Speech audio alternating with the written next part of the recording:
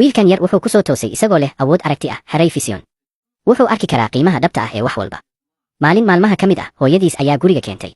Isla markii ay yimaadeen waxay ogaadeen in alaabtii qadiimiga ahayd ee labadiisa walaal ay malaayiin ku soo iibsadeen ay dhammaan yihiin been abuur. Walaalihii waxay u badan tahay inay qof walba tusaan. Wiilkii wuxuu dhulka ku tuuray alaabtii qadiimiga ahayd isagoon ka labalabayn. Wuxuu sheegay inay dhammaan yihiin been abuur. Wuxuu si sax ah u sheegay goorta mid walba la sameeyey.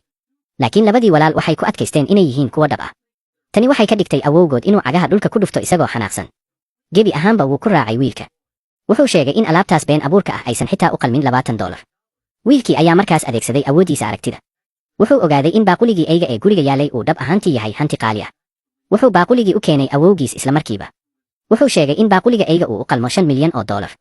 Walaalihiis way ku qosleen oo ku jeesjeeseen. Waxay ugu yeereen wiil doqon ah oo reer baadiye ah.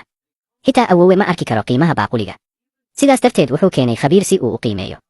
Khabiirkii wuxuu ogaaday in baaquligu yahay shay qadiimi ah oo 3 eber sano jir ah. Wuxuu sheegay inuu u qalmo ugu yaraan $5 milyan. Dabadeed khabiirkii wuxuu ku dalbaday $7 milyan si uu u iibsado. Qof walba wuu naxay. Awowe wuxuu markaas soo saaray 3 baqshadood. Wuxuu sheegay in qof kasta uu helayo $300,000 oo lacag bilow ah. Qofkii lacagta ugu badan ka sameeya suuqa alaabta qadiimiga ah wuxuu noqon doonaa dhaxalka qoyska. Wiilkii wuxuu aaday suuqii alaabta qadiimiga ah.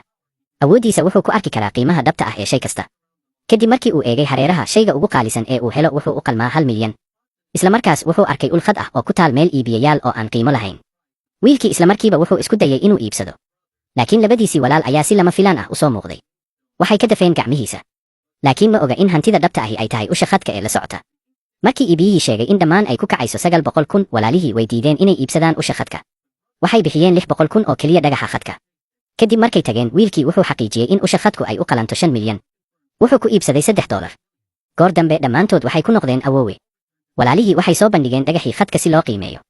Awowe wuxuu sheegay inay tahay shay naadir ah oo 100 sano ka hor laga keenay, wuxuuna u qalmaa ugu yaraan $3 milyan. Walaalihii si kibir leh ayay ugu faaneen wiilkii. Way ku qosleen inuu iibsaday ushii khadka ee aan qiimaha lahayn. Wiilkii wuxuu u sheegay awowe in usha khadku ay tahay shay boqortooyo oo ka timid boqortooyadii Ming 1000 sano ka hor, waxayna u qalantaa ugu yaraan $5 milyan suuqa. Hal dhibi ayaa haro dhan madoobayn karta. Walaalihii waxay yiraahdeen wuu iska hadlayaa. Waxay ushii khadka ku tuureen harada. Isla markiiba haradii macmalka ahayd ee beerta ku taalay waxay isu beddeshay balli weyn oo khad ah. Qof walba wuu yaabay. Follow